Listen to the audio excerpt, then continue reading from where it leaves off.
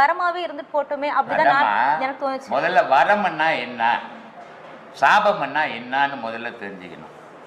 வரம்னா நன்மை, சாபம்னா தீமை இல்லையா?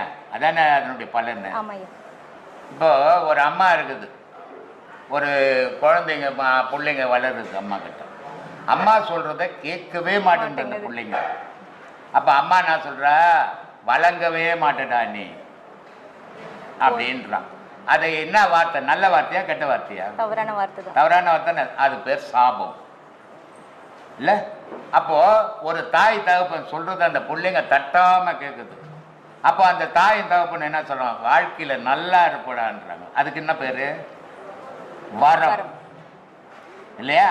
அப்போ வரம்ன்றது வாழ்த்துறது, சாபம்ன்றது திட்டுறது இல்லையா? அதானே சாபம். ஆனால் வரமும் வாழ்க்கைக்கு உதவும்.